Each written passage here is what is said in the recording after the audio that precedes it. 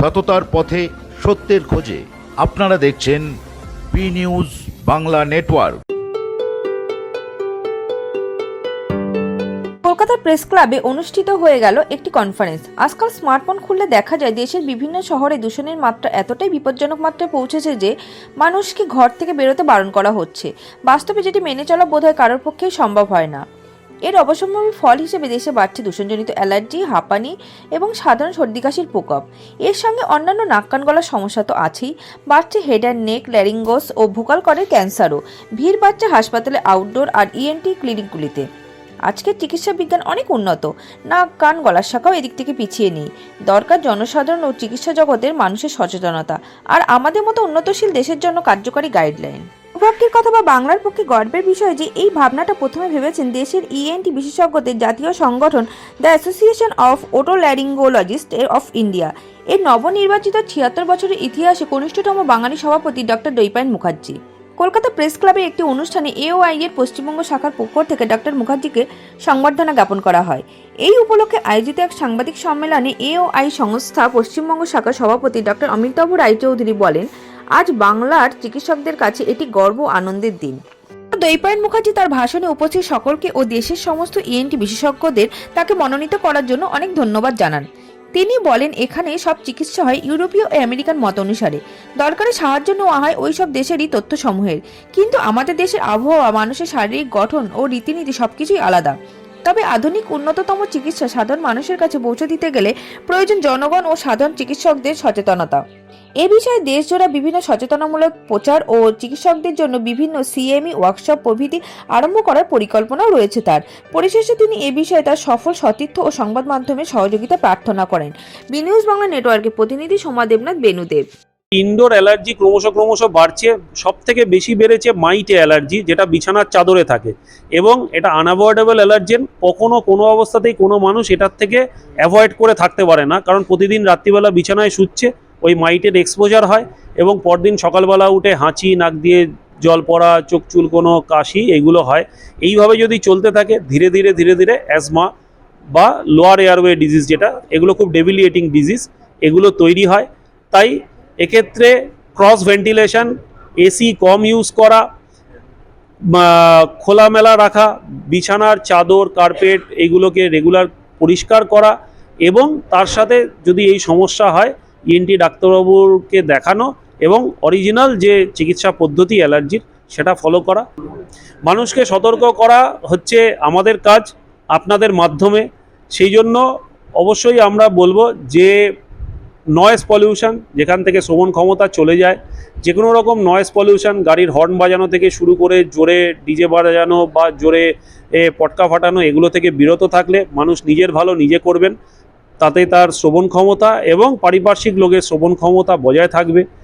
দেখুন, মানে অবভিয়াসলি সর্বভারতীয় সভাপতি হিসেবে তো পুরো অল ইন্ডিয়া ইএনটি অ্যাসোসিয়েশনের সার্বিকভাবে আমাদের ভারতবর্ষে কী করে ইএনটি চিকিৎসার উন্নতি ঘটানো যায় সেটা আমাদের লক্ষ্য থাকবে। আমি বাঙালি, বাংলা থেকে সর্বভারতীয় প্রেসিডেন্ট নির্বাচিত হয়েছি, তাই আমার তো এখানে একটা ফিলিংস থাকবেই। এক্ষেত্রে একটা ইম্পর্টেন্ট ব্যাপার হচ্ছে যে সর্বভারতীয় ইএনটি অ্যাসোসিয়েশনের তরফ থেকে বিভিন্ন ট্রেনিং প্রোগ্রাম, নতুন টেকনোলজিস, অ্যাডাপ্টেশন, জুনিয়র ডাক্তারদের সেগুলোকে চিকিৎসা করা, এইগুলো তাদের ট্রেনিং দেয়া, এইগুলো সর্বভারতীয় ইএনটি সভাপতি হিসেবে অবশ্যই আমি চেষ্টা করব যাতে আমাদের এখানকার ডাক্তারবাবুরা উপকৃত হন।